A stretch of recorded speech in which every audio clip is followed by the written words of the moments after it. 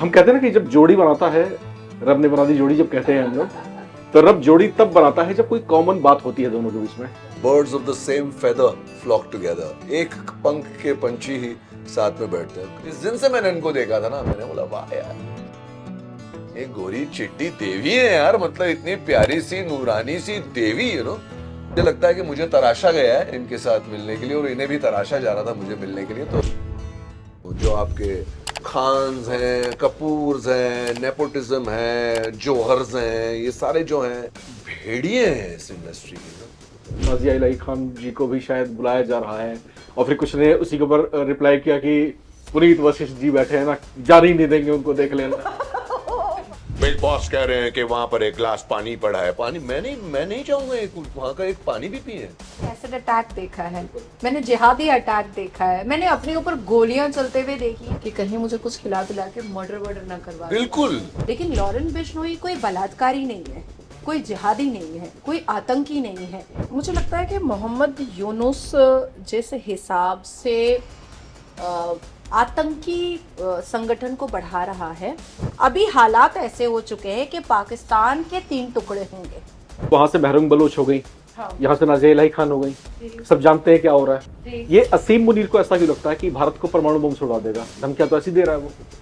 आप नाज़िया इलाही खान बनी कैसे हैं? नमः पार्वती पते हर हर महादेव।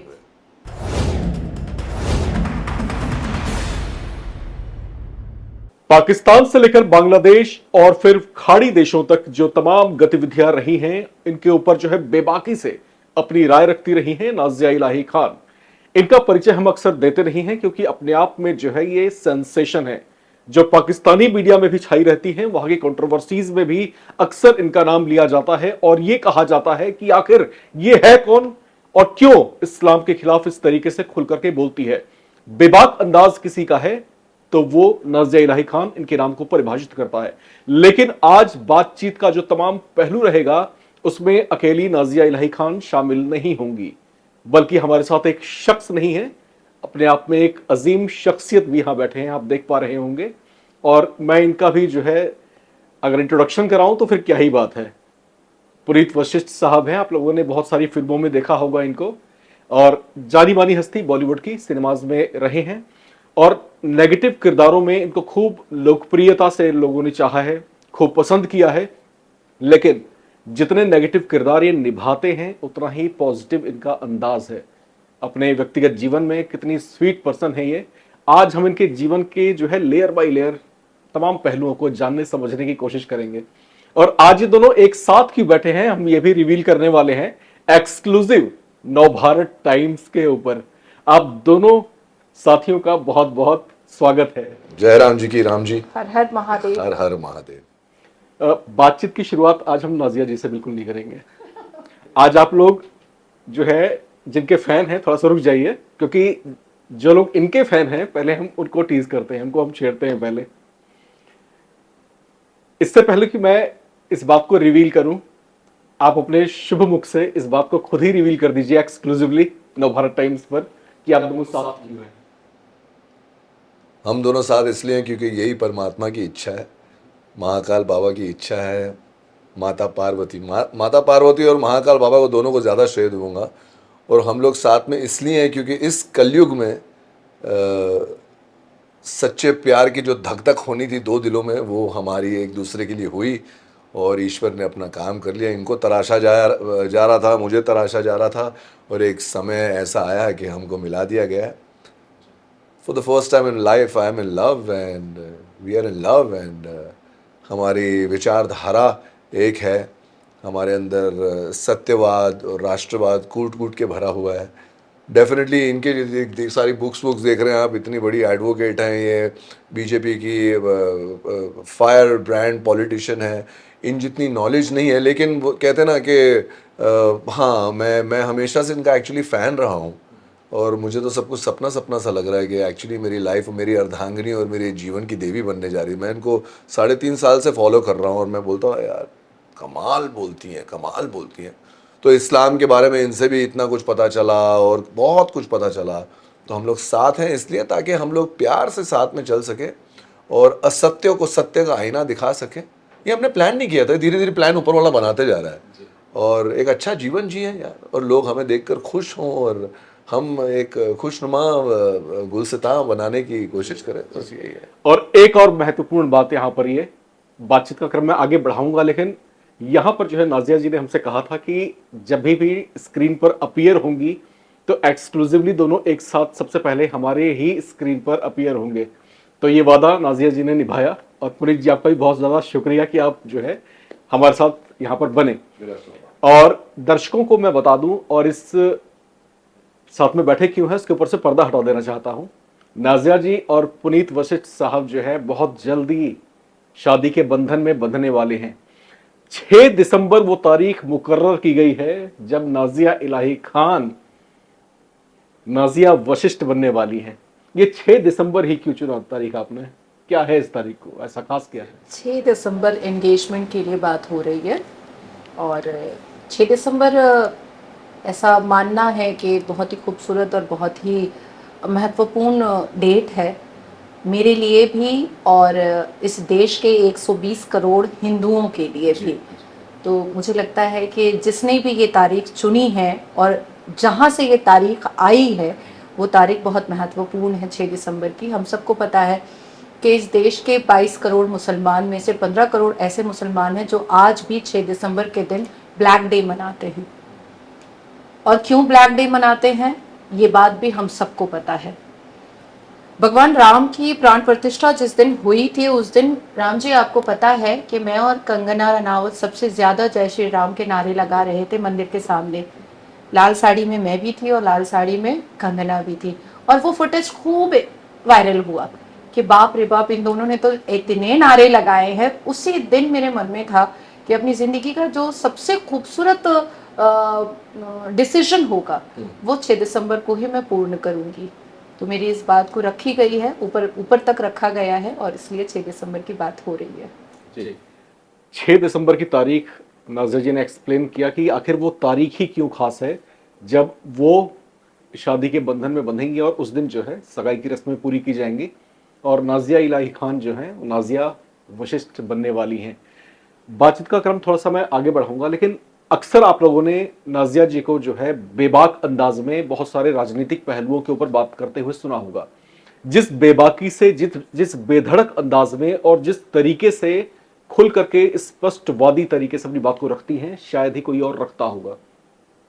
अंग्रेजी में एक टर्म है वर्बोसिटी, ये उससे बहुत दूर है, कोसों दूर है। ये लाग लपेट नहीं जानती हैं, सटीक और स्पष्ट बातें रखती हैं। लेकिन राजनीतिक मुद्दों से अलग आज हम थोड़े से आपके व्यक्तिगत जीवन को भी जानने और समझने की कोशिश करेंगे। हमारे पास जो हमारे दर्शक हैं उनकी बहुत सारी क्वेरीज आई थी कि आप नाजिया जी से ये सवाल जरूर पूछिएगा, ये वो सवाल जरूर पूछेगा। तो ये और वो सारे सवाल आज हम पूछने वाले हैं। नाजिर जी, आप नाजिया इलाही खान बनी कैसे हैं? थोड़ा सा वो क्रम बताइए, जीवन के जो उतार चढ़ाव रहे। हमने ये सुना है कि आप शायद स्कूल में ही थी, उस समय कुछ कुछ चीज़ें हुई आपके साथ में, कुछ ट्रेजेडीज हो गई आपके साथ में, वो सब क्या है वो थोड़ा सा बताएं आप। नहीं, जन्म होने के बाद ही तो ये नाम मिल गया था। उसके बाद फिर क्लास 11 में थी मैं, तब मेरा निकाह हुआ था। विदाई, रुखसती हम लोग कहते हैं, आप लोग विदाई कहते हैं। विदाई नहीं हुई थी, पर जिनसे निकाह हुआ था उनको समझने बूझने के लिए हमें 1 महीने के लिए साथ रखा गया था। उसी बीच में मैं प्रेग्नेंट हो गई और 1 महीना 26 दिन में जिनसे मेरा निकाह हुआ था उनका एक्सीडेंट में डेथ हो गया था। पर मैंने बच्चे को जन्म दिया और उसके बाद क्योंकि बहुत सारी चीज़ें सामने आ रही थी कि बच्चा अबॉर्शन कराने के बाद उसी परिवार में उन्हीं के भाई से मेरा निकाह हो जाए या उनके कज़न ब्रदर से मेरा निकाह हो जाए या उनके छोटे भाई से मेरा निकाह हो जाए, वो एक तरस खा करके जो चीज़ें मेरे सामने रखी जा रही थी तो वो मुझे एक्सेप्ट नहीं था। और हमारे इस्लाम के हिसाब से जब महिला गर्भवती होती है तो ना निकाह होता है ना तलाक होता है। तो मेरे लिए गर्भवती रहना उस वक्त बहुत इम्पोर्टेंट था कि जब तक मैं गर्भवती हूँ, मैं प्रेग्नेंट हूँ, तब तक कोई डिसीजन कोई ले नहीं पाएगा और ज़ोर ज़बरदस्ती किसी के साथ मेरा निकाह नहीं हो पाएगा। तो बच्चे को मैंने जन्म दिया और उसके बाद फिर ज़िंदगी में आगे बढ़ने की ठान ली बच्चे को भी पढ़ा लिखा करके क्लास 11 तक पहुंचाया, खुद खुद को भी पढ़ाया लिखाया आगे चल करके, और आज आपके सामने हूँ मैं। बिल्कुल, नाज़िया जो हैं वो सिर्फ एक व्यक्तित्व नहीं है, ये जो है प्रेरणा है। इनका जो जीवन है, इनकी जो जीवन यात्रा है, वो किसी प्रेरणा से कम नहीं है। अगर आप संघर्षों से जूझना जानते हैं, तो ये उसकी जो है जीवंत मिसाल है। मैं थोड़ा-सा ये जानने समझने की कोशिश करना चाहता हूँ आप दोनों से। आप जो है पॉलिटिकली बहुत एक्टिव रहती हैं, सुप्रीम कोर्ट की आप जानी-मानी एडवोकेट हैं, आप सिनेमाज़ से आते हैं, लाखों की संख्या में, करोड़ों की संख्या में फैन्स हैं आपके। हम कहते हैं ना कि जब जोड़ी बनाता है, रब ने बना दी जोड़ी जब कहते हैं हम लोग, तो रब जोड़ी तब बनाता है जब कोई कॉमन बात होती है दोनों के बीच में। आप दोनों के सेक्टर्स अलग अलग हैं, वो क्या कॉमन चीज है दोनों में जो एक हो गए? आप आपसे भी सुनूंगा, पहले पुनीत जी बताएं। एक इंग्लिश में कहावत है कि birds of the same feather flock together. एक पंख के पंछी ही साथ में बैठते हैं, कौवे और हंस साथ में नहीं बैठते, कबूतर और तोते साथ में नहीं बैठते। तो कहीं ना कहीं हम एक ही फ्रीक्वेंसी की हमारी सोच है। बेबाकी ईश्वर की कृपा से हमेशा मेरे में रही है। मेरे पिताजी एक बहुत ही सुप्रसिद्ध अभिनेता थे, एसेंशियली एज अ कॉमेडियन जाने जाते थे। तो मुझे उनकी तरफ से अभिनय एक भेंट में मिला है। लेकिन बहुत सारे एक्टर्स और बहुत सारे लोग होते हैं जिनके पास एक और गिफ्ट होता है, वो होता है चापलूसी और चाटुकारिता का। तो मुझे वो गिफ्ट भगवान ने नहीं दिया, ना ही शैतान ने दिया। तो मैं हमेशा से ऑटोमेटिकली कुछ प्लान ना करते हुए बॉलीवुड की असली शक्ल बाहर लाता रहा हूँ। चाहे वो सुशांत सिंह राजपूत के टाइम पर था या वैसे भी था। और बिंदास यार, मैं महाकाल बाबा साथ में है, माता रानी की कृपा साथ में है, तो मैं बोलता रहा। और फिर मुझे इन जैसी फिर मैं ज़रा व्यूअर बना, तो मैंने देखा अरे यार ये तो मुझे अपनी शक्ल दिख रही थी इनमें। ये जैसा कि मैंने आपसे कहा, बहुत ही ज़्यादा एजुकेटेड और बहुत ही ज़्यादा नॉलेजेबल है। लेकिन मुझे लगा कि हम एक ही पंख के पंछी हैं जो बिंदास बोल रहे हैं, जो सत्यवादी तरीके से बोल रहे हैं, जो राष्ट्र को रखकर बोल रहे हैं, जो इस धरती की जो जो शुरुआत है, जो इस संसार की शुरुआत है, वो देवी देवता महादेव माता रानी। तो मैं हमेशा इनको सोच कर मैं शॉर्ट सर्किट हो जाता था। ये क्या खान परिवार में पैदा हुई है देवी, हर हर महादेव बोलने वाली है, जय श्री राम बोलने वाली। तो ये सारी कॉमनैलिटीज। और मैं आपके साथ एक्सक्लूसिवली ओपन करूँ, जिस दिन से मैंने इनको देखा था ना, मैंने बोला वाह यार, ये गोरी चिट्टी देवी है यार। मतलब इतनी प्यारी सी नूरानी सी देवी, और इस इंडस्ट्री में रहकर, इस शहर में रहकर मैंने भी कहीं ना कहीं अपने संस्कार खो दिए थे। I was also like a casual Bombay boy. लेकिन कुछ सालों पहले भगवान की ऐसी कृपा हुई कि मैं अपने संस्कार, मैं वशिष्ठ कुल से आता हूँ, उसकी पहचान, मेरे मेरे जो मेरी जो रीति रिवाज है उनको पहचानना, देवी देवताओं के साथ एक रिश्ता बनाना, मोक्ष पथ क्या होता है उस पर चलना, सेवा भाव जो है वो रखना, संस्कार, रिश्तों को पवित्र रखना। तो ऐसे बन गए कुछ सालों में मेरे संस्कार। तो अगर मैं 5 साल पहले या 6 साल पहले इनको मिलता, तो हमने ऊपर वाला हमें मिलाता ही नहीं, क्योंकि हम लोग सेम फ्रीक्वेंसी के नहीं थे। तो मुझे लगता है कि मुझे तराशा गया है इनके साथ मिलने के लिए, और इन्हें भी तराशा जा रहा था मुझे मिलने के लिए। तो नाज़िया जी, आप मुझे बताएं, आकर्षक व्यक्तित्व है, इस बात में तो कोई दो राय नहीं है। इसके अलावा आपको क्या लगा कि हाँ यही मेरे जीवन साथी बनने के लिए सबसे उपयुक्त? मेरी शादी के लिए सवाल मुझे 10 साल से मेरे सामने आ रहे थे। मैं नेशनल प्लेटफॉर्म पे बैठूं, स्टेट के प्लेटफॉर्म पे बैठूं या इंटरनेशनल प्लेटफॉर्म पे बैठूं, मुझसे सारे मतलब इंटरव्यूज कंप्लीट होने के बाद एक सवाल ज़रूर किया जाता था, शादी कब कर रहे हैं। कभी बहुत कैजुअली कह देती थी कि अब क्या करना, कभी कह देती थी नहीं आपको बताना पड़ेगा, कोई अच्छा सनातनी मिलेगा तो ज़रूर करूँगी। मुझे याद है कि एक इंटरनेशनल इंटरव्यू में मैंने कहा था कि अगर कोई, और फिर हालिया में एक यूट्यूब चैनल पे भी मैंने कहा था कि कोई अगर रुद्राक्ष पहनने वाला लड़का मिलेगा और बिल्कुल धार्मिक होगा तो ज़रूर करूँगी। जब मैंने इनसे पहली बार मैं ही वो वीडियो कॉल पे बात किया तो ये रुद्राक्ष वगैरह पहने हुए थे, टीका वीका लगाए हुए थे। मैंने आई रियलाइज्ड कि आई थिंक यहाँ पर रुकना चाहिए। यही वो है जिसको 10 साल से एक मैं इल्यूजन में देख रही थी। तो ये एक चीज़ है। और जाहिर सी बात है कि मेरे मन में ये ज़रूर था कि ये बॉलीवुड से है, बहुत बड़ी बड़ी एक्ट्रेस के साथ इन्होंने काम किया है। मेरे अंदर वो चीज़ें नहीं हैं, मैं मॉडर्न नहीं हूँ, मैं बॉलीवुड टाइप की तो नहीं आपको हूँ। कॉम्प्लेक्स हुआ क्या बीच में? नहीं, कॉम्प्लेक्स नहीं। जब दो लोग जिंदगी गुजारने के लिए होते हैं ना, तो एक दूसरे के मतलब अंडरस्टैंडिंग के साथ साथ एक दूसरे का पहनावा उड़ावा या एक दूसरे की बातचीत या एक दूसरे का जो एक्सप्रेशन होता है वो चीज़ें भी मैच होनी चाहिए। क्योंकि मेरी जितनी उम्र नहीं है उससे ज़्यादा तो मैंने डिवोर्स के केसेस देखे हुए हैं, और बहुत छोटी छोटी सी चीज़ों पे डिवोर्स होता है। मीडिएशन पे हम बैठते हैं, मुझे पता है। कई बार ऐसा भी होता है कि अरे ये तो मॉडर्न ही नहीं है, मैं तो इसको कहीं पार्टीज में नहीं लेकर जा पाता हूँ। तो ये चीज़ें मेरे दिमाग में ज़रूर थी, पर जब मैं मिली तो मुझे फील हुआ कि नहीं, इनको भी एक साधारण लड़की ही चाहिए थी। वो मतलब हॉट चिक या हॉट बेब टाइप की लड़की नहीं चाहिए थी। तो फिर और भी मैं अपने आप में मैंने भगवान का शुक्र अदा किया कि चलो ठीक है। तो जो सादगी है दोनों के आचरण में, व्यवहार में, और जो जिस तरीके से अपनी बात को रख रहे हैं, आप शायद इस बात से अंदाजा लगा ही पा रहे होंगे कि किस तरीके से जो है ये दोनों करीब आए, इस बात को हम समझ सकते हैं। और हम चाहते भी हैं कि ये करीबी इसी तरीके से बनी रहे। आपने बात यहाँ पर छेड़ी है बॉलीवुड की, मैं थोड़ा सा पूरी जी से एक आध सवाल जरूर लेना चाहता हूँ। हम लोग अक्सर सुनते हैं कि बॉलीवुड इंडस्ट्री जो है बहुत ज्यादा पॉल्यूट हो गई है इस समय। वहां पर टैलेंट से ज्यादा जो है कुछ इंटरनल ऐसी पॉलिटिक्स हैं कि कुछ उभरते हुए लोगों को या तो दबाया जा रहा है, कुचला जा रहा है। सुशांत सिंह राजपूत की आपने यहाँ पर बात की है, सबसे करंट इश्यूज को मैं मानता हूँ।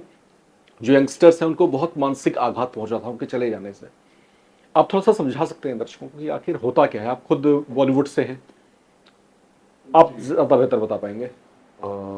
एक तो पहले जो आप इनसे बात करें तो उसके ऊपर मैं कहना चाहूँगा कि जो ये ना मेरे ख्याल से इनकी प्रॉब्लम एक है कि ये राष्ट्र की सेवा करते करते, लोगों की अच्छाई करते करते, अपनी मुस्लिम कौम का भला करते करते, जो जो अड़ियल ईगोटिस्टिक लोग हैं वो लोग समझते हैं नहीं हम लोग पर उंगली उठा रहे, नहीं। लेकिन एक्चुअली अगर थोड़ा डीप इनको सुने तो उनका भला करते करते ये भूल ही जाते हैं कितनी खूबसूरत हैं। प्रॉब्लम इनकी ये है, ये डेफिनेटली ये वो स्कर्ट वर्ड वाली और drink, let's have 2 drinks together वाली है, वेजिटेरियन है। तो ये सारी चीज़ें जैसा कि ये कह रही थी, हमारी बातें हुई जिस दिन से हम कनेक्टेड हुए हैं, 4-5 घंटा, 6 घंटा, 7 घंटा बातें हुई, हमारी विचारधाराएं पहले मिली, आत्माएं मिली, और फिर हम मतलब मिले। तो कृपा यही बोलना चाहता। अभी आए आपके सवाल पर,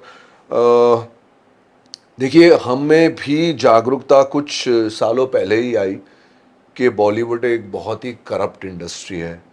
यहाँ छोटे छोटे बड़े बड़े शहरों में माँ बाप अपने बच्चों को देखते हैं और बोलते हैं यार मेरा बच्चा बड़े होकर हीरोइन बने, बच्ची हीरोइन बनेगी, मेरा बच्चा हीरो बनेगा, अच्छा डांस करता है, इसकी आवाज़ अच्छी है, इसके अंदाज अच्छे हैं, मैं एक दिन इसको, मैं चाहती हूँ कि वहाँ पर जाए। लेकिन जब आप इस इंडस्ट्री में आए, जो मैं सिर्फ टॉप स्लैब की बात कर रहा हूँ, जो आपके खान्स हैं, कपूर्स हैं, नेपोटिज्म हैं, जौहर्स हैं, ये सारे जो हैं, ये भेड़िए हैं इस इंडस्ट्री के ना। बाहर से देवता दिखने वाले, चमक दमक वाले, लेकिन राक्षस वृत्ति वाले लोग हैं ये लोग। यहाँ पर कोई भी टॉप स्लैब का आर्टिस्ट ईमानदारी से काम नहीं कर सकता, ये फैक्ट है। अभी जिसने बचपन से सपने अपने देखे वो यहाँ आता है इंडस्ट्री में, इसको एक चमकती दमकती हीरो की खान समझते, उसको पता चलता है यार ये तो अंदर से तो गटरवुड है ये, और ये मुगलिया वुड है, ये इनका शब्द है, मैं मुगल ये है तो फिर क्या करे आदमी, छोड़ छाड़ के जनरल स्टोर खोल दे या कोई मैकेनिक की दुकान खोल दे? नहीं, मजबूर होकर लोग यहाँ के वो जो गंदगी है उसके सामने झुककर काम करते रहते हैं, करते रहते हैं, करते रहते हैं। तो ये जिस इंडस्ट्री, ये आपके सवाल का जवाब है। लेकिन मुझे महादेव पर, माता रानी पर पूरा विश्वास है कि उस इंडस्ट्री का अभी अंत हो चुका है। एक अंतराल में चल रही है फिल्म इंडस्ट्री, एक अंतराल, वो खत्म, एक खानों का, कुमारों का, कपूरों का दौर खत्म हो गया। आगे क्या आएगा भगवान जाने। हम तो प्रार्थना कर रहे हैं कि वही बच्चे आए यहाँ पर, वो बच्ची को किसी के साथ सोना ना पड़े, वो लड़कों को किसी के साथ सोना ना पड़े, क्योंकि ये बहुत होता है टॉप स्लैब। मैं ये नहीं कह रहा हूँ सारे बुरे हैं, लेकिन जो टॉप स्लैब मैंने कहा, जो सरनेम वरनेम है, वहाँ पर गंदगी है, एक सेलेक्टिव एक लॉबी है। मैं मानता हूँ कि डी कंपनी के बड़े खास खास अंग हैं, वो सारे के सारे ये सब है जो बहुत यहाँ पर। लेकिन खुशखबरी टैलेंटेड बच्चों के लिए ये है कि वो सब अभी बदल रहा है, एक कुछ कृपा हुई है। जैसे हिंदू भी जागरूक हो रहा है, मुसलमानों के अंदर भी अच्छाई जाग रही है, लोग समझ रहे हैं कि हमें अंधों की तरह यार मजहब को फॉलो नहीं करना। ऐसा कुछ समय चला है जहां पर लोग अगर अपनी अंतरात्मा के अंदर झांके, एक समूह नहीं कि भैया 5,000 लोग जा रहे हैं पूजा करने के लिए, 5,000 लोग जा रहे हैं नमाज पढ़ने के लिए, नहीं, एक आपका एक व्यक्तिगत रिलेशनशिप होता है अपने परमात्मा के साथ। तो लोग, ऐसा समय चला है भारत भूमि पर कि लोग अपने अंदर घुसकर देख रहे हैं कि अच्छा क्या है, बुरा क्या है। तो अच्छा समय चला है और आगे भी आई एम श्योर अच्छा होगा। आपको हमने जो है बिग बॉस के घर में भी देखा था। हाँ, ये गलती कर चुका हूं मैं जीवन में। वहां पर जो है आप जिस तरीके से अपना गेम खेल रहे थे और जिस तरीके से लोग आपको पसंद भी कर रहे थे, अचानक एक फिर जब आप बाहर निकले आपने कुछ एलिगेशंस लगाए। क्या है, क्या बिग बॉस आखिर है, क्या क्या चीज है ये, हकीकत क्या है इसकी? बिग बॉस कुछ जाने माने चेहरे हैं, सेलिब्रिटीज हैं, कुत्ते बिल्लियों की तरह वो लड़ते रहते हैं और सैटरडे संडे एक जंगली भैंसा आकर उनको दिशा दिखाता है। ये है बिग बॉस। क्या है बिग बॉस यार? एक मैं समझता हूँ उस इमोशन पर ये सीरियल बना है कि आप सोचिए ना, अगर आप और मैं कहीं रोड पे खड़े हो और कुछ किसी को झगड़ा हो जाए तो हम देखेंगे, अरे वो देख क्या हो गया, वो देख क्या हो गया। तो यही इमोशन पर बिग बॉस बना है। लोग तमाशा देखना चाहते हैं, लोग गर्मा गर्म मसालेदार गॉसिप हो रही है, गंदगी हो रही है, झगड़े हो रहे हैं, लफड़े हो रहे हैं, देखना चाहते हैं। तो आई थिंक जैसा कि मैंने आपको कहा भी, समय बदल गया, लोग बहुत इवॉल्व हो गए, मुसलमान भी बहुत इवॉल्व हो रहे हैं, हिंदू इवॉल्व हो रहे हैं, सब लोग इवॉल्व हो रहे हैं। बोले बकवास है। इसलिए लास्ट टाइम आपकी बिग बॉस की टीआरपी एक थी, एक, वो टीआरपी 7 8 10 साल पहले 15 थी, 16 थी, 20 थी। क्यों? लोग इवॉल्व हो रहे हैं, लोगों को ऐसी बकवास नहीं देख। लेकिन लोग जो है, जो देखने वाले दर्शक जो हैं, उनमें बहुत सारे लोग ऐसे भी हैं जिनका अपना परसेप्शन है, अपने तरीके से सोचते हैं। उनका ये भी कहना है कि उस प्लेटफॉर्म को आप किस तरीके से यूटिलाइज कर सकते हैं। उन्हीं में से कुछ ऐसे भी व्यूअर्स हैं जिनके कुछ कमेंट्स बड़े चल रहे हैं इस समय, और सोशल मीडिया में बड़ा चीजें आ रही हैं कि नाजिया इलाही खान जी को भी शायद बुलाया जा रहा है। और फिर कुछ ने उसी के ऊपर रिप्लाई किया कि पुनीत वशिष्ठ जी बैठे हैं ना, जाने ही नहीं देंगे उनको, देख लेना। मेरे को आप आपके ऊपर ये एलिगेशन लगा रहे हैं लोग कि आप क्या? जाने नहीं देना चाहते हो उनको।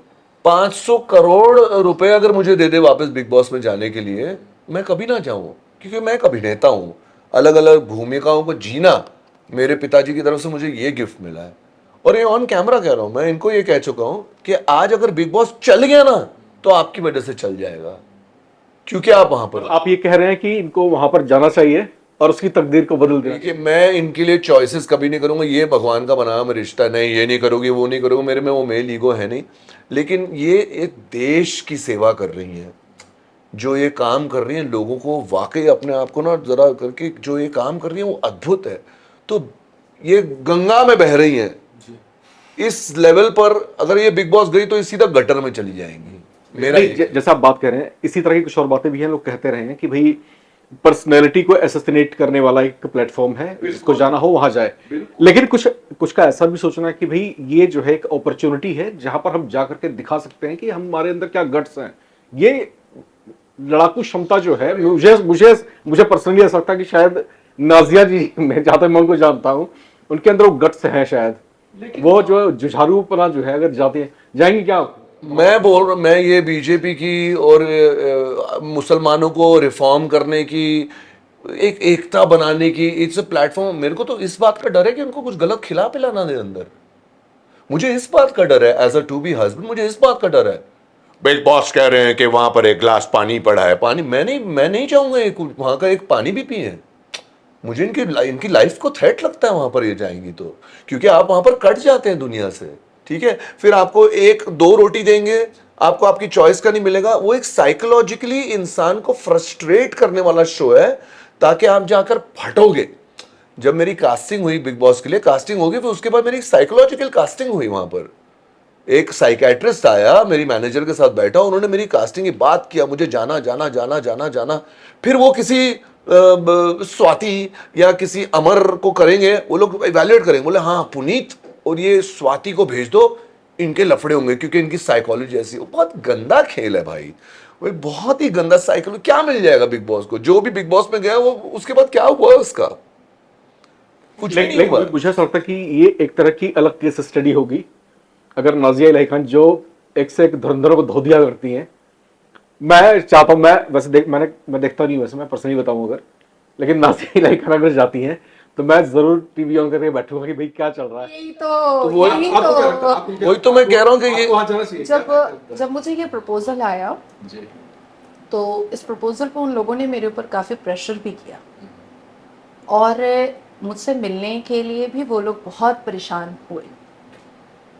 लेकिन मुझे ऐसा लगा था कि अगर मैं गई तो जो लोग अंदर हैं मुझे उनसे कोई झगड़ा करने की ज़रूरत ही नहीं है, या मुझसे उनसे कोई आर्ग्यूमेंट करने की ज़रूरत नहीं है, या जो राशन की लड़ाई होती है वो मेरे लिए बहुत टुच्ची लड़ाई है। मैंने मॉब लिंचिंग देखी है, मैंने एसिड अटैक देखा है, मैंने जिहादी अटैक देखा है, मैंने अपने ऊपर गोलियां चलते हुए देखी हैं। मेरा ड्राइवर बंगाल का है, रोहित, उसके हाथ में आज भी निशान है क्योंकि उसने मुझे बचाने के लिए यहाँ पर गोली लगी थी, अदरवाइज मेरे को यहाँ पर लगती।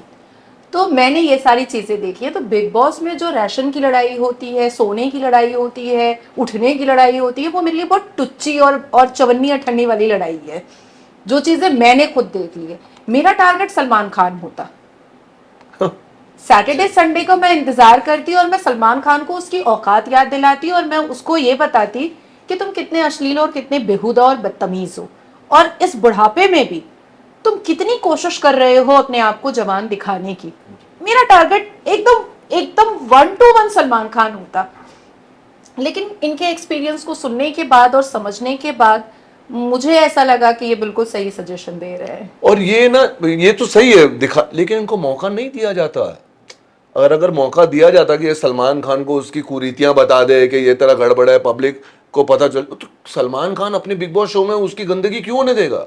आपको एक बहुत बड़ी बात बताऊं, ये एक्सक्लूसिवली आपके साथ ओपन कर रहा हूं। मैं बिग बॉस में सिर्फ 13 दिन के लिए था, और जब गया मैं बिग बॉस में तो उसके पहले मुझे बोला गया था कि सर जाइए। मैं क्यों गया बिग बॉस? कलर्स के मैं 2 शो कर रहा था जहां पर मैं बड़ा साइकोटिक टाइप रोल कर रहा, उसमें बड़ा गुस्सा वाला। तो इन कास्टिंग वालों को लगा यार ये तो गुस्सा वाला है, उसको भेजो अंदर। अरे यार वो रोल है यार, मैं शांति चाप पाठ वाला इंसान हूं यार, तो वो रोल है। तो उन्होंने रोग से मेरे को वहां पर डाल दिया, मुझे मुंह मांगे पैसे मिल गए, मैं वहां पर चला गया। तो एनीवेज 12वें दिन पर वहां पर एक टैलेंट कॉन्टेस्ट हुआ। आप कभी अमन वर्मा से आप इंटरव्यू लेकर पूछ सकते हैं। तो अमन वर्मा मेरा सेलर था और मैं प्रोडक्ट था, और हमें बेचना था प्रोडक्ट को। तो वहां पर अमन वर्मा ने मेरा इंट्रोडक्शन दिया, ये है पुनीत वशिष्ठ, और सब एक दूसरे को बेच रहे, तो मेरा ये बेचना था। मतलब मेरी ये बोली लग रही, ये है पुनीत वशिष्ठ ने अभिनय विरासत में मिला है, ये दिखते बहुत अच्छे हैं, जैसा आप भी कह रहे हैं, शायद मैं दिखता भी हूँ। तो ये इनकी आवाज़ ऐसी है, ये गाना गा लेते हैं, ये स्टंट कर लेते हैं, ये वो। आइए पुनीत जी क्या करना चाहिए? मैंने गाना गा लिया, तो पूरा बिग बॉस हाउस गूंज चुका, लोगों ने तालियां बजाई। फिर मैंने एक कुछ स्टंट कर दिया, एक बॉटल थी 10 फुट, मैंने ऊपर उसको लात मार दिया, सब लोगों ने तालियां बजाई, ये वो। और फिर एक डायलॉग 5 तरीके से बोलना था, तो मैंने मेरी मम्मी का नाम लेकर वो 5 तरीके से एक डायलॉग बोल दिया, वेरिएशन दिखा दिया एज एन एक्टर। तो लफड़े बहुत हो रहे थे, वाइब बहुत गलत थी। मैं सलमान को कितना कुछ बोलना चाहता था, 1-2 सैटरडे आकर निकल गए थे, वो बोलने का मौका ही नहीं मिल रहा था। फिर मैंने सोचा, फिर मेरी विदाई होने लगी वहां से, मुझे पता है कि मैं हो गया। मैंने बोला भी हाँ भाई मैं ही हूँ भाई, सस्पेंस मत बनाइए, मुझे निकालिए यहाँ से। मैं निकल गया। मेरे को बस एक ही था कि भाई कल जो एपिसोड आएगा, जब मैं घर पे पहुंचूंगा, लोगों को पता चल जाएगा कि भगवान ने मुझे क्या टैलेंट दिया है। वो पूरा का पूरा एपिसोड ही निकाल दिया। ये चालबाजी है बिग बॉस की। मैं नहीं चाहता ये किसी भी तरह की चालबाजी में फंसे, और ये इनको 500,000 करोड़ 10,000 करोड़ बंगले देते दुबई में, इनका जाना बनता ही नहीं है वहां पर, क्योंकि इट्स डेंजरस फॉर हर, और ये मेरा कंसर्न है। बहुत ज्यादा कंसर्न। आप दोनों जो है, मुझे जहां तक लगता है आप दोनों पब्लिक फिगर हैं, ये एक चीज पब्लिक को डिसाइड करने देते हैं। हजारों की संख्या में हमारे पास जो कमेंट्स आते हैं हम पढ़ नहीं पाते पूरा। आप लोग जो है जरूर इस चीज को लिख करके भेजिएगा। हम जानना चाहते हैं कि क्या आप नाजिया जी को देखना चाहेंगे बिग बॉस से? बट राम जी आप ये जान लीजिए कि आपकी पब्लिक भी अभी नहीं देख रही है बिग बॉस। तो आप जो उस दिवाली की 2021 की दिवाली बोल रहे थे बहुत शानदार थी, लेकिन 22, 23, 24 वो शानदार नहीं रही दिवाली।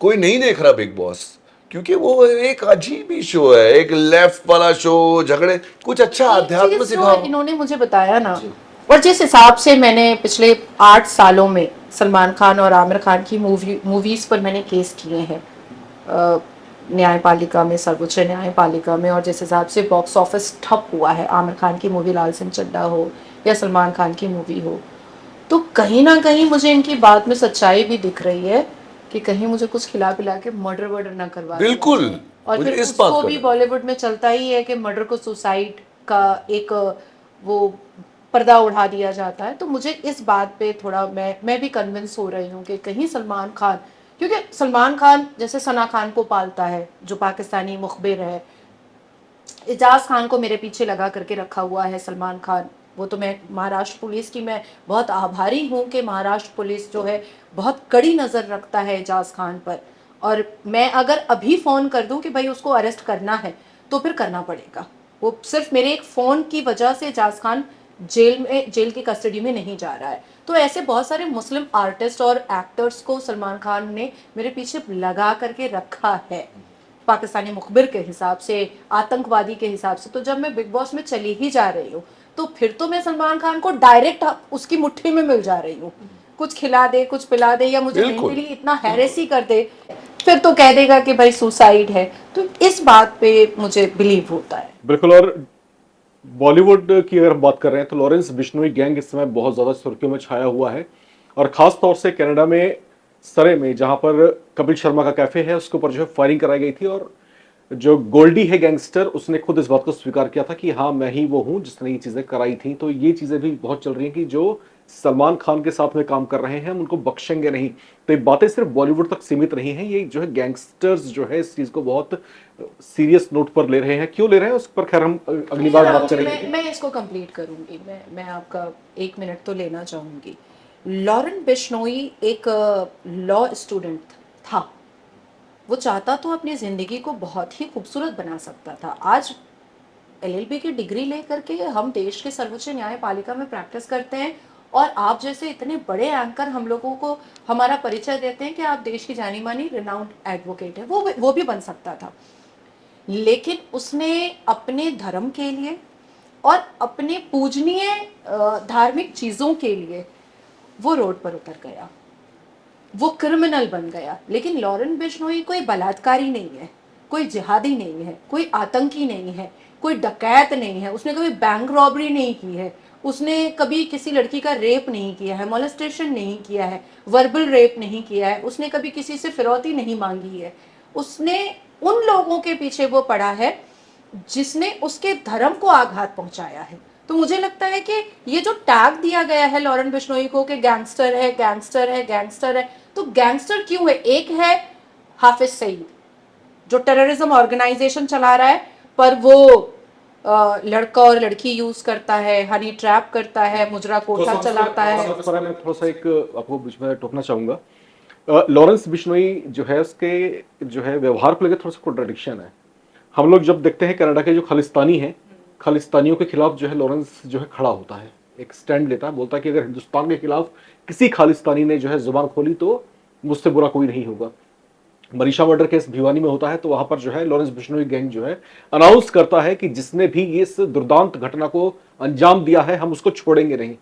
अक्सर मैं देखता हूं कि जब भी कुछ इस तरह की पैट्रियोटिक चीजें होती हैं तो यहां पर बिश्नोई गैंग जो है, मैं तारीफ नहीं कर रहा, अगर कोई गलतफहमी हो तो साफ कर लीजिए, मैं उसकी तारीफ नहीं कर रहा, लेकिन जो कॉन्ट्रडिक्शन है उसके गैंग को लेकर के, खुद उसको लेकर के नाजिया इलाही खान की नजरों में लॉरेंस बिश्नोई क्या है, आप थोड़ा सा बताएं। मुझे लगता है राम जी के लॉरेन बिश्नोई से राहुल गांधी और प्रियंका वाड्रा को सीखना चाहिए, क्योंकि ये इतने सेलेक्टिव है और इनकी इतनी सेलेक्टिव राजनीति है कि भाजपा की सरकार जिस राज्य में होती है और वहां पर अगर कोई दुर्घटना या घटना क्राइम अगेंस्ट वुमेन होता है तो कांग्रेस के बाकी सारे नेता तो नहीं, लेकिन प्रियंका वाड्रा और राहुल गांधी बड़े एक्टिव हो जाते हैं।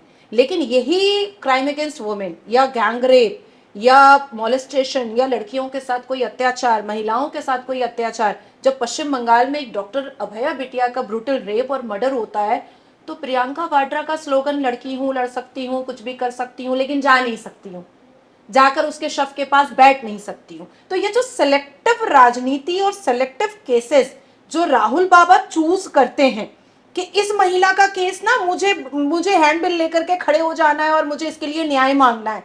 लेकिन एक रेसिडेंट डॉक्टर का ब्रूटल रेप होता है तो वो हैंडबिल लेकर खड़े भी नहीं होना है और न्याय भी नहीं मांगना है। लेकिन लॉरेन बिश्नोई ने कोई पार्शियलिटी नहीं की, उसकी नजरों में महिलाओं का सम्मान है और उसने वो सम्मान दिखाया कि इसको जस्टिस मिलना चाहिए और इस जस्टिस के लिए वो पैसा भी खर्च करने को तैयार है और पावर और पोजीशन के हिसाब से भी वो खड़ा होने को तैयार है। तो ये तो हमारे ऐसे ऐसे जो हिजाब वाले और सेलेक्टिव पॉलिटिक्स करते हैं ऐसे नेताओं को लॉरेन बिश्नोई से सीखना चाहिए। मैं तो ओपनली मैंने इंटरनेशनल प्लेटफॉर्म पे कहा है कि लॉरेन बिश्नोई का केस मैं देखने को तैयार हूं। मुझे लगता है कि उसको जेल में नहीं जेल से बाहर होना चाहिए। और अगर ऐसा जोशीला लड़का, ऐसा धर्म को मानने वाला लड़का, पवित्र, और अपने धर्म के लिए, अपनी पूजनीय धार्मिक चीजों के लिए आज वो एक गैंगस्टर का टैग लेकर के घूम रहा है, तो आप सोचो कि ऐसे लड़के अगर देश में बिहाइंड द बार नहीं बल्कि ओपनली रहेंगे तो ज्यादा बेटर होगा। बिल्कुल, ये नाज़िया जी का ऐसा कहना है कि इस तरह के लड़के अगर जो है इस तरह की गतिविधियों में शामिल है तो इससे देश को कोई बहुत बड़ा नुकसान नहीं है। हालांकि इनका अपना सोचना है ऐसा। लेकिन यहां पर लॉरेंस बिश्नोई जो है कई बार सुर्खियों में रहे हैं, कई विवादों को लेकर के सुर्खियों में रहे हैं और इनका जो गैंग है कई बार इसलिए भी दबी जुबान से जो है तारीफ पाता रहा है कि जो देश विरोधी ताकतें हैं उसकी जड़ें काटने में जो है लॉरेंस बिश्नोई कहीं ना कहीं अपनी भूमिका निभाता रहा है, एक स्टैंड कायम करता रहा है।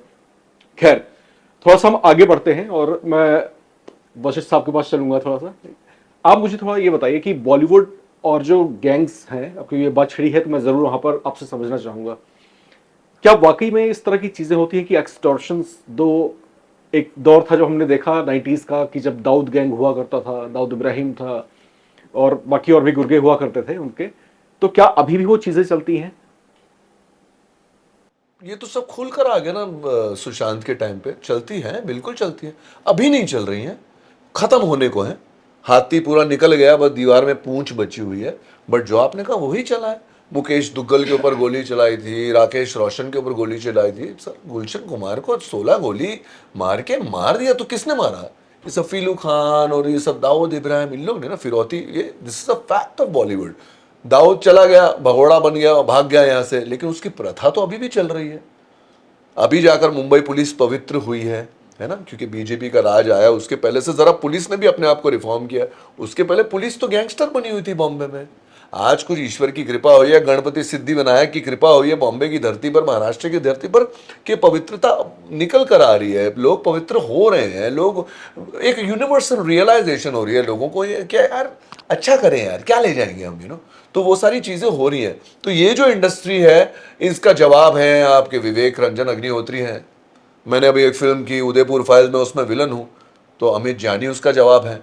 और लोग आ रहे हैं जो राइट विंग, जो सत्यवादी फिल्म दिखाना चाहते हैं।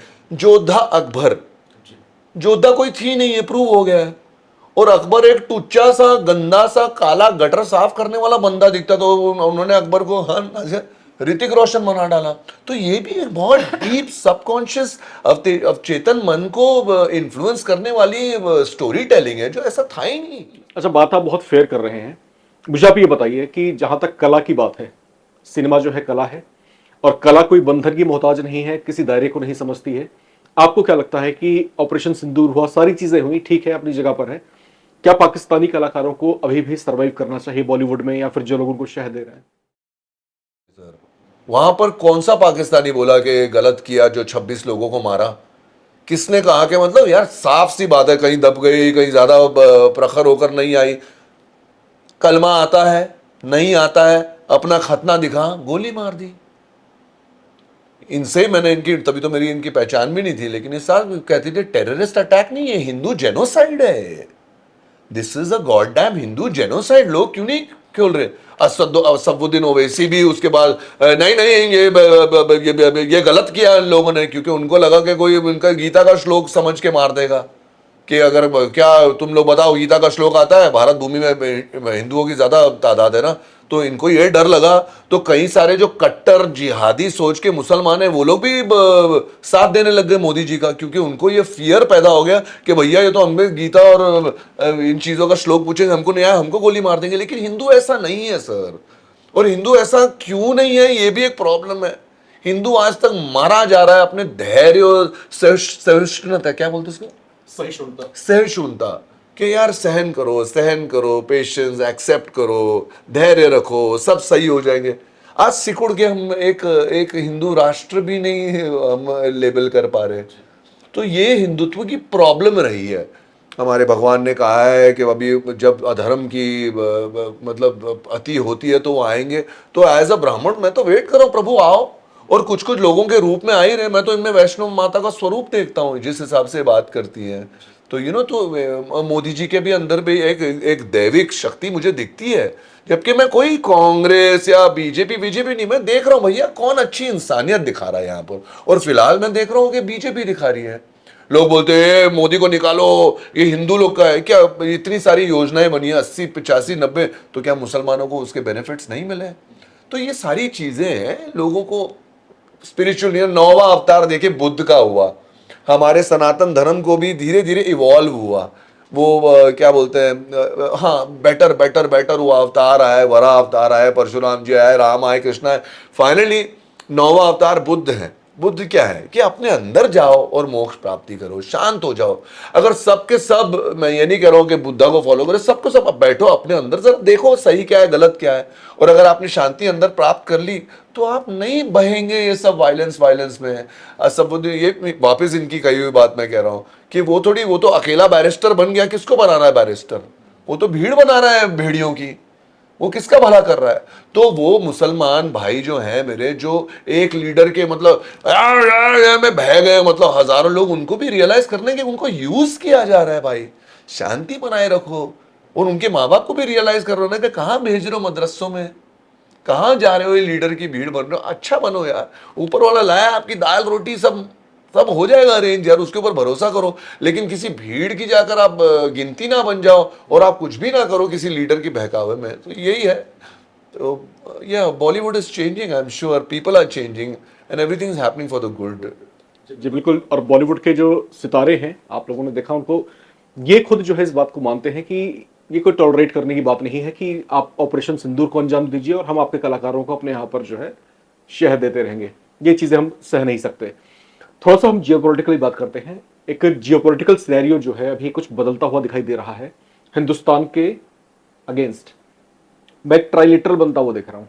ट्राइलेटर है इसका, पाकिस्तान, चाइना और बांग्लादेश। इशाक डार जो पाकिस्तान के विदेश मंत्री हैं वो पहुंचे थे अभी रिसेंट बांग्लादेश में। मोहम्मद मुइज्जू से इनकी मुलाकात हुई थी। मोहम्मद मुइज्जू ने बोला, भाई साहब आप लोगों ने जो कांड करके गए थे यहाँ पर, हमारे जो बहनों के साथ जो किया था, माओ के साथ जो किया था, आप माफी मांग लो कान पकड़ के, दोस्ती हम बाद में करेंगे। इशाक डार ने उसके मुंह पर मना कर दिया। मुझे लगता है कि मोहम्मद यूनुस जैसे हिसाब से आतंकी संगठन को बढ़ा रहा है, और अचानक से इशाकदार का इतना बड़ा स्टेटमेंट ना बोलना मुंह पर मोहम्मद मोइजो के सामने, कहीं ना कहीं एक क्रिटिसिज्म का बास भी बनेगा और साथ साथ एक आलोचना भी बनेगी। और तभी नवभारत टाइम्स इस बारे में बात भी कर रहा है। लेकिन आपने अभी चाइना को जोड़ा और आपने कहा कि भारत के जो बायलैटरल रिलेशन है और जियो पॉलिटिक्स है वो थोड़े वीक दिखाई दे रहे हैं। अब मैं आपको बताऊं कि जिस हिसाब से आसिम मुनीर ने यूएस में जाकर के ट्रम्प का विसल डॉग बन करके उसने भारत को धमकी दी। ट्रम्प के साथ आसिम मुनीर का बैठना, ट्रम्प के तलवे चाटना और ट्रम्प से भीख मांगना और ट्रम्प का विसल डॉग बनना, ये कभी भी चाइना को पसंद नहीं आएगा। चाइना ने पाकिस्तान को पाला है, चाइना ने रोटी बोटी दी है। क्यों दी है? क्योंकि चाइना को पता था कि ये मेरा पालतू कुत्ता है पाकिस्तान, मैं जब और जहां भौंकने बोलूंगा तब तब ये भौंकेगा। और जब एक छोटे से कुत्ते को ला करके बड़े तक पाल दिया जाता है और फिर अचानक से वो किसी और का तलवा चाटने लगता है, तो ये चाइना कभी बर्दाश्त नहीं कर पाएगा, कभी नहीं बर्दाश्त कर पाएगा। अभी हालात ऐसे हो चुके हैं कि पाकिस्तान के 3 टुकड़े होंगे। भारत की जियोपॉलिटिक्स ना खिसकी है ना खिसकेगी। भारत के ट्रीटी के रिलेशन ना खिसके हैं ना खिसकेंगे। भारत के बायलैटरल रिलेशंस जो हैं जितने देशों के साथ हैं वो और एनहांस होंगे। वो और ग्रूम होंगे, वो और बेटर की तरफ जा रहे हैं। मेड इन इंडिया और हमारे जो डिजिटल चीजें हैं वो जिस तरीके से वेस्टर्न कंट्रीज में अडाप्ट किया जा रहा है, इसको मैं डेटा के हिसाब से भी आपको दे सकती हूं कि अभी सबसे ज्यादा आगे हमारा भारत ही चल रहा है। और एक चीज और है यहाँ पर, ये चाइना, जैसा आपने बोला यहाँ पर कि चीन के साथ भी खेल रहा है, अमेरिका के साथ भी खेल रहा है। चाइना ने सीपीसी प्रोजेक्ट में मल्टी बिलियन डॉलर का इन्वेस्टमेंट पाकिस्तान में इस समय किया हुआ है। दूसरी तरफ वो चाहता है कि लॉयल बना रहे मेरे लिए, चाइना से चाहता है। अमेरिका के साथ में आप दुम हिला रहे हैं असीम मुनीर। मैं आपसे ये जानने की कोशिश कर रहा हूं, ये पाकिस्तान जो है हिंदुस्तान को रगड़ने की कोशिश कर रहा है एक तरफ। राम जी, इम्पॉसिबल। ऑपरेशन सिंदूर को अगर हम काउंट कर ले तो 4 जंगें हमने पाकिस्तान को हराई हैं, ठीक है। तीसरा जब 1971 का जंग था तो आपको भी याद है, मैंने तो पढ़ा है, मैं 90 की पैदाइश हूँ, तो उसमें पैंट खोल करके पाकिस्तान की सेना खड़ी हुई थी हमारी सेना के सामने। चूक इंदिरा गांधी से हो गई थी कि उन्होंने बंगाबंधु शेख मुजीबुर रहमान से ये नहीं कहा कि तुम सरकार चलाओ, आर्मी हमारी रहेगी और मुस्लिम कंट्री बनाने की जरूरत नहीं है। ये चूक इंदिरा गांधी से हुई है और इसको मानना पड़ेगा, आज नहीं कल, लेकिन गांधी परिवार मानेगा। अब आप सोचो कि पाकिस्तान किस दिशा में, पोर्ट बिका हुआ है, गिरवी है, उनके जितने भी एम्बेसी हैं पाकिस्तान में वो तक गिरवी हैं। और आप इमेजिन करो कि पाकिस्तान का जो सुप्रीम कोर्ट है वो भी गिरवी है, सुप्रीम कोर्ट गिरवी है। पाकिस्तान में 2 एनजीओ चलते हैं जो पाकिस्तान को खोखला कर रहे हैं, एक वार और दूसरा इस्लामिक मुहिम। ये 2 जो एनजीओ चल रहा है पाकिस्तान का, ये पाकिस्तान को ही खोखला कर रहा है। वार और इस्लामिक मुहिम जो 2 एनजीओज हैं वो यूनाइटेड नेशन को और इंटरनेशनल कोर्ट को जाकर के पाकिस्तान की सारी बेहूदगी और बदतमीजी को ऑन डॉक्यूमेंट और रिटन। लेकिन जब आप ऐसा सब कह रही हैं, अब पाकिस्तान पे आप देखो, ये पाकिस्तान को, आसिम मुनीर को पता है कि पीओके हम ले लेंगे, ये उसको पता चल चुका है, क्योंकि ऑपरेशन सिंदूर और ऑपरेशन महादेव में जिस हिसाब से पाकिस्तान को हमने धूल चटाया है, आसिम मुनीर को पता है कि हम इनके सामने कुछ नहीं है, कुछ भी नहीं है। पीओके हम लेने को तैयार हैं, डॉक्टर महरंग बलोच लेने को तैयार है। अब आवाज कहां से उठ रही है? सिंध प्रोवांस से उठ रही है। आपको पता है अच्छे से, सिंध प्रोवांस में आप सोचो कि अफगान हेल्प कर रहा है। अब अफगान, ये लाइलाहा का रिश्ता चला गया गटर में, तेरा मेरा रिश्ता क्या लाइलाहा। अफगान कौन सा वेंडेटा निकाल रहा है, कौन सा रिवेंज निकाल रहा है? अभी जो 2024 के जून में अफगानी महिलाओं का जो गैंगरेप हुआ, अफगानी महिलाओं का जो मांस बलात्कार हुआ, उनकी संपत्ति के साथ साथ उनकी महिलाओं को भी लूटा गया और फिर उनको बाहर निकाल दिया गया कि चलो तुम पाकिस्तान में नहीं रहोगे, तुम जाओ अपने। यहां तक कि बाहर निकलने के लिए प्रत्येक बच्चे से भी 1.25 लाख रुपए लिया है उन्होंने कि हम बॉर्डर भी क्रॉस करने देंगे, पहले तुम 1.25 लाख रुपए दो तब तुमको बॉर्डर क्रॉस करने देंगे। इवन उनका ज्वेलरी, उनका प्रॉपर्टी और फिर महिलाओं का शरीर सब लिया उन्होंने। तो अफगान जो है वो सिंध प्रोवांस को हेल्प कर रहा है, डॉक्टर महरंग को पूरी दुनिया हेल्प कर रही है, भारत हेल्प कर रहा है, और पीओके तो हम लेकर रहेंगे। तो अब मुझे बताइए कि पाकिस्तान क्या है भारत के सामने? लेकिन मैं ये जानने की कोशिश कर रहा हूँ कि वहां से महरंग बलोच हो गई, हाँ। यहाँ से नाज़िया इलाही खान हो गई, सब जानते हैं क्या हो रहा है। ये असीम मुनीर को ऐसा क्यों लगता है कि भारत को परमाणु बम से उड़ा देगा? धमकियां तो ऐसी दे रहा है वो। नहीं, ये तो चीखें निकल रही है ना, ये तो दर्द निकल रहा है। आप मुस्लिम गलियों में जाइए, अब आप मेरे साथ चलो, अब ऐसे ऐसे करके देखेगा, अब आपको ए क्यों देख रहा है, तो वो आपको ही गाली दे देगा, ए लड़की लेके घूम रहा है, कौन है तेरी। तो ये मुसलमानों का नेचर है कि जब भी आप उसको रेड हैंडेड पकड़ते हो, जब भी आप उसको रंगे हाथ पकड़ते हो, तो वो अपनी जोर आवाज से आपको दबाने की कोशिश करता है। बेसिकली वो अंदर से डर रहा होता है कि अरे इसने तो देख लिया कि मैं इसके साथ चल रही महिला का अल्ट्रासाउंड कर रहा हूँ, एक्सरे कर रहा हूँ, इसके शरीर के मूव्स और ग्रूव्स देख रहा हूँ, तो इसने मुझे पकड़ लिया, अब जल्दी से जोर आवाज कर दो ताकि सामने वाला डर जाए। तो आसिम मुनीर वही कर रहा है, इसके अलावा वो कुछ नहीं कर रहा। आसिम मुनीर को पता है कि वो खोखला है, वो भीख नहीं मिलेगा तो नहीं चलेगा। आप सोचो, पाकिस्तान की महिलाएं यूएई जाकर के मक्का मदीना के बाहर हिजाब पहन करके भीख मांगती हैं, और उनका हाथ पकड़ करके निकालता कौन है?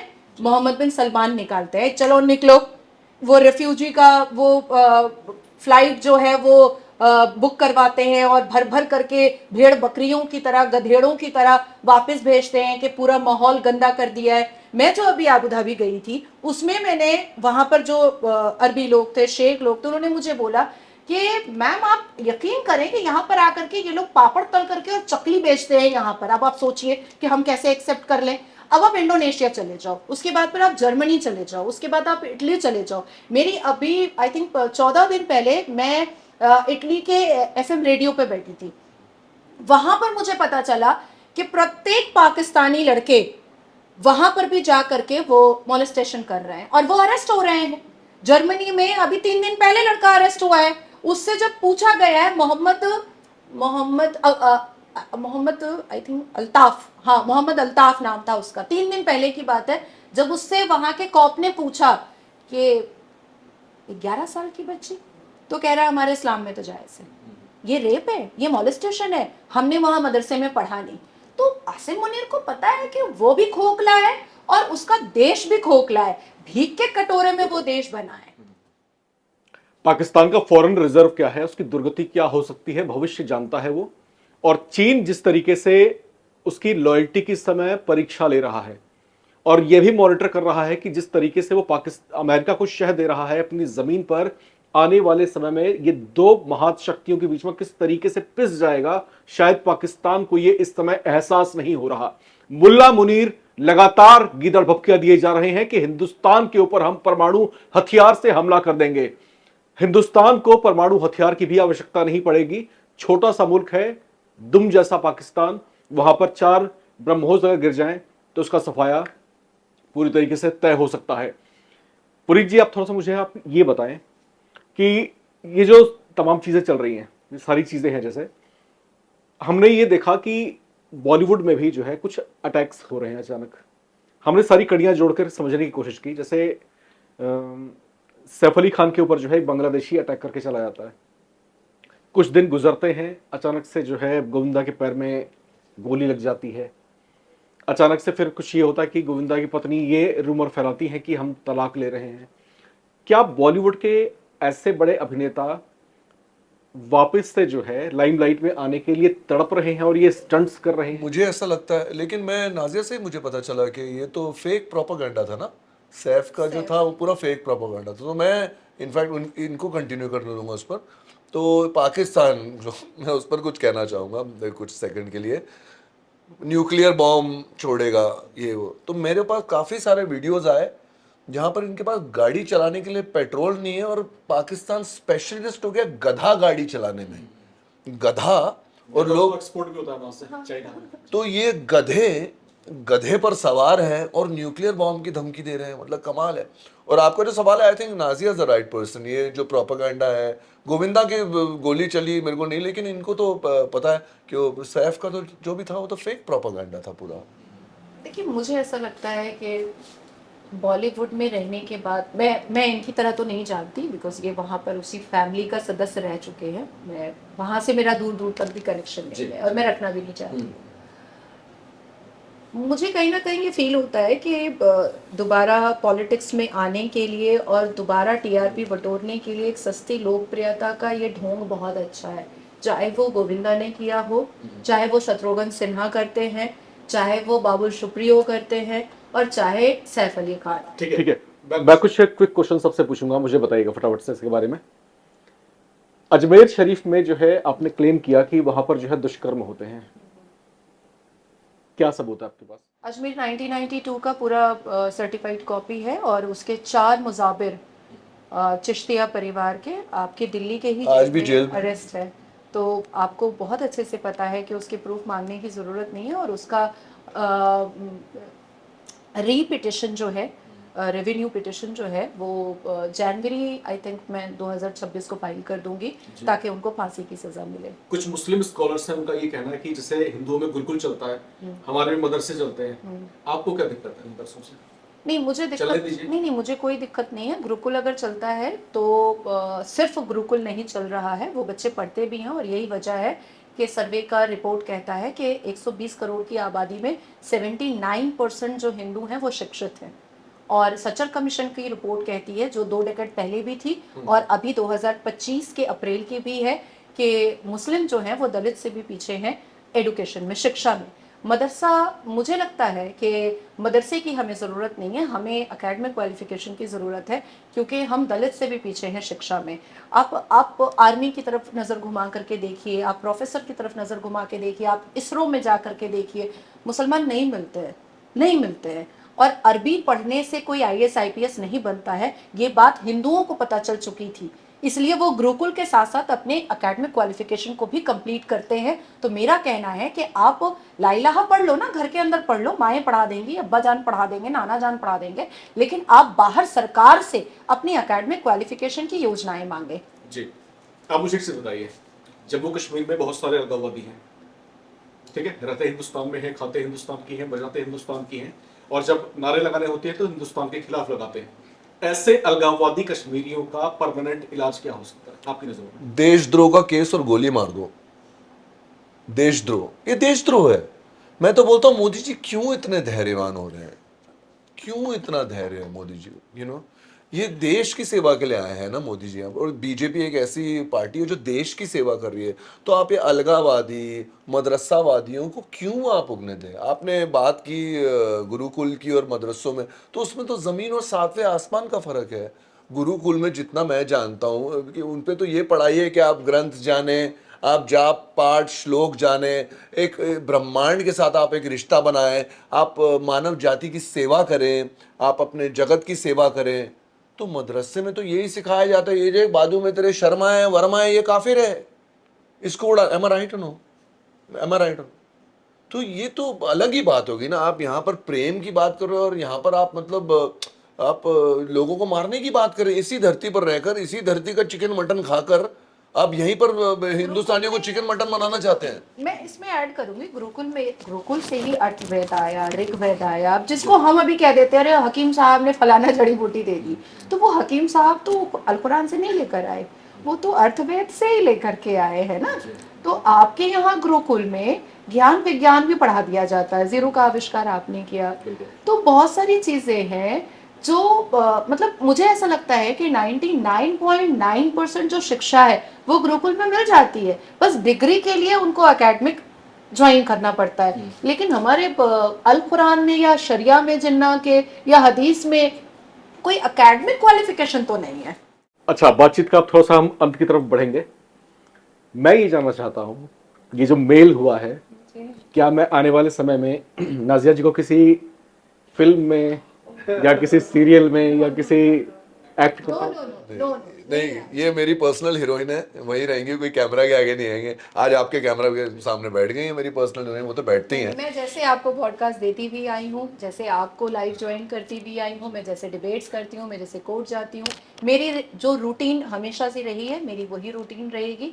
मैं अपने ब्लैक कोट में अपने आप में बहुत प्राउड फील करती हूँ। मैं साड़ी पहनकर जब सभा करती हूँ तो मैं अपने आप को इस राष्ट्र की भक्त मानती हूँ। मेरा कोई इंटरेस्ट 0.1% भी नहीं है कि मैं एक्टिंग की दुनिया में आगे जाऊँ। लेकिन इन्फ्लुएंस तो पड़ता है ना एक दूसरे का, एक दूसरे से आप प्रभावित होते हैं। क्या मैं ऐसा भी मान सकता हूँ कि पुनीत जी जो है किसी सोशल एक्टिविस्ट में पार्टिसिपेट करें या फिर जो है सेवा का भाव तो है, और वही कहीं ना कहीं एक जगत सेवा, संसार सेवा, राष्ट्र सेवा का है। और कहीं ना कहीं वो भी एक है, आगे जाकर गुत्थियां सुलझेंगी कि मैं इनके साथ जुड़ा हूं। तो अगर ये इतनी सेवा कर रही है, वापस मैं शायद पहले भी कहा इस इंटरव्यू में, ये मुसलमानों की सेवा कर रही हैं, लेकिन लोग समझ रहे हैं कि मुसलमानों के ऊपर उंगली उठा रही हैं। अगर वो अपनी जो मतलब इनकी जो भी मजहब ने जो लाखों पट्टियां बांधी हैं, इनकी आवाज़ सुनिए, वो पट्टियां खोले और अच्छे इंसान बन जाए। मैं मेरे मुसलमान भाई बहनों, आंटीज, अंकल्स, चचा, खालू, सबको बस यही कहना चाहता हूँ कि ये आपके कौम में जनी एक देवी हैं, जो आप अपना ऊपर वाले का नाम लेकर बैठिए और आप जानेंगे कि ये आपके लिए बुरा नहीं है, आपके लिए अच्छा चाह रही है। और उसके लिए अहंकार को पीछे फेंकना पड़ेगा, एक खुली मनोस्थिति से उनको सुनना पड़ेगा, और आप जानेंगे कि सिर्फ और सिर्फ आपका भला चाह रही हैं। और बाकी सबको मैं बस पूरे प्यार से ये और पूरे आशीर्वाद से छोटों को यही कहना चाहता हूँ कि परमात्मा आप सब पर असीम अपार कृपा बनाते रहें, आपका मार्गदर्शन करते रहें। नमः पार्वती पते, हर हर महादेव। बिल्कुल, और चक्षु खुलने चाहिए। और अगर गलत चीजें आप देख रहे हैं, समझने की कोशिश कर रहे हैं, तो आप यकीन मानिए आप वही देखेंगे। नाजिया इलाही खान और पुनीत वशिष्ठ साहब जो हैं, इनसे हमने बात की और बाकमाल जोड़ी है। क्या खूबसूरत आप दिखते हैं दोनों। मैंने आते ही इनकी जो है बड़ी तारीफ की थी, बड़े हैंडसम है आप, और गल्फ टाइप लुक तो है। आप नाजिया जी को आप जानते ही हैं। माशाल्लाह। जी जी। तो हमारी भी जो है शुभकामनाएं आप दोनों के साथ में है कि आप जल्दी से शादी के बंधन में बंध जाइए। और जो दर्शक इस समय हमें देख रहे हैं, उनसे हम यहां पर अलविदा कहना चाहेंगे इस वादे के साथ में कि एक नई शख्सियत के साथ में हम फिर से रूबरू होंगे और तमाम घटनाक्रमों पर अपनी बारीक निगाहें डालेंगे। अपने कमेंट्स जारी रखिए और देखते रहिए नवभारत टाइम्स।